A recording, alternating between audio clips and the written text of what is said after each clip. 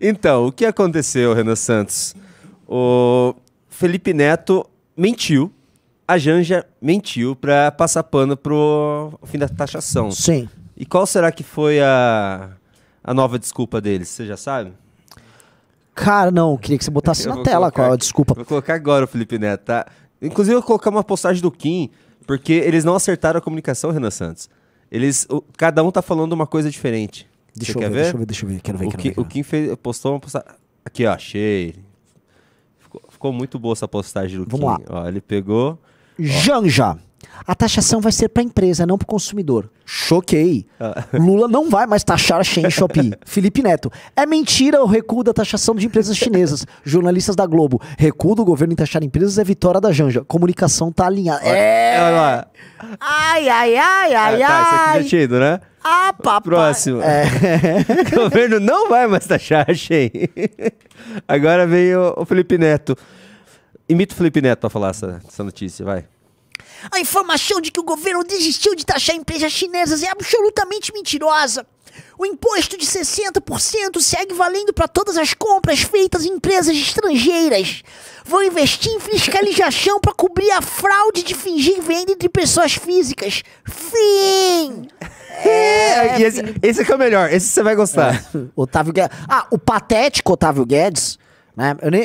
Esse também é agência de propaganda do governo. Não, esse é muito agência de propaganda. O recuo do governo Lula em taxar as importações abaixo de $50 é vitória de Janja.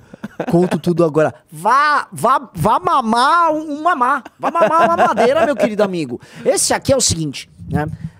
Eu gosto do carioca. Existem alguns tipos de carioca. Existe o carioca agilizado da Zona Norte, da Zona Oeste, que é aquele cara que não usa muitos S's e ele fala assim, ó, aí ninguém coordenou, eu mesmo coordenei. Aí, meu irmão, rala o peito, aí, meu irmão. Que é o carioca agilizado, ele tá trampando, tá fazendo a correria dele. Beleza. Esse carioca eu gosto. Agora existe o carioca lento de maconha da Zona Sul que fez uma faculdade de humanas e se acha inteligente. O Otávio Guedes é esse naipe. Aí ele fala meio assim, ó, estou falando pausadamente alguma besteira. Então, porque o avanço do fascismo, você sabe que eu sou um democrata. Esse cara, meu velho, esse cara serve pra nada. Esse cara só é um burro de fala mansa. E esse é o cara da Zona Sul. Esse é o pior, cara. Esse assim, é osso. Muito difícil de lidar. Muito difícil de lidar. Tem esse cara, tem o Pedro Doria. E esses caras são meio de esquerda. Em geral, eles sempre tem algum pai ou mãe ou avô que é um funça grande de muito tempo. Eles têm uma vida quase aristocrática desde criança, estudaram em bons colégios, frequentam suas praias no Leblon, e aí acham que você não é intelectual, você é um boçal, você é só um pelego de político, meu velho. Você não é brilhante, você não é nada disso, cara. Você é um comentarista político ruim, teu raciocínio é lento, tua dicção passa um elitismo tosco. Precisa de muita grana bancada pelas organizações Globo pra você fazer sucesso que você não faz. É isso. Como a pressão nas redes sociais funciona e como temas que extrapolam a polarização têm um resultado político melhor, tá?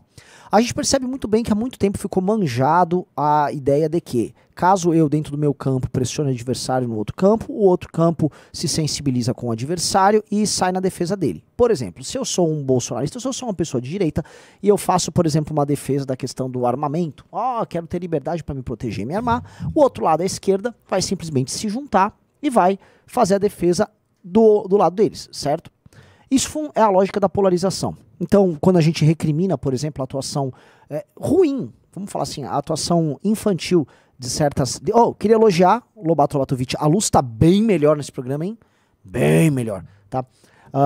Mas quando a gente elogia, por exemplo, quando a gente critica, por exemplo, a postura desses Paulo Bilinski, etc., quando eles vão querer atacar o Flávio Dino, falando, você é contra armas, mas é óbvio ele que é contra armas. Assim como o eleitor dele é contra armas, tá? Então, isso é um fato dado, não adianta a gente ficar reclamando, tá? Porém, o caso da Shopee, Shein e congêneres é um caso diferente, tá? Esse é um caso que ele extrapolou a polarização e fez com que pessoas comuns e pessoas polarizadas, tá? Elas se juntassem num mesmo apelo. Pare de taxar meus produtos, pare de diminuir meu padrão de vida, tá? Eu já tô com a minha renda depreciada, tá difícil encontrar emprego, os produtos estão caros, a inflação é enorme, tudo tá, o preço das coisas está para a hora da morte e eu tô lá tentando comprar meu produtinho minha bugiganga, às vezes, meu celular de qualidade duvidosa vindo de terras chinesas e vocês estão me atrapalhando. E aí, cara, não sobrou pra ninguém, tá? Até o Cauê Moura, né, um defensor do uso da violência política contra adversários, ele saiu a público batendo no governo, batendo no Haddad, a ponto do Haddad ter que hoje recuar. Essa foi a grande vitória que nós tivemos aqui no Brasil este ano, e foi uma vitória em nome não da polarização, mas em nome do interesse público. Tá? E antes que alguém fale, Renan, você está defendendo... Olha só, meus amigos, eu defendo que os brasileiros tenham regras brandas para fazer essas importações, até porque, sendo bem claro com todos vocês, essa regra não existe para outros países. Os consumidores de outros países possuem essa regra, por que nós brasileiros não deveríamos ter? Simplesmente porque o lobby de determinadas empresas, ele fala muito alto, simplesmente porque o lobby de determinadas empresas, ligadas a determinados grupos que conseguem financiar campanhas de determinados políticos, opera e fala alto em Brasília, simplesmente porque o Haddad quer arrecadar, a casa caiu. E ainda bem que caiu. Eles perderam. E ainda bem que perderam. E eu prevejo um outro tema que pode unir gregos e troianos, tá? É o tema da regulamentação das redes sociais.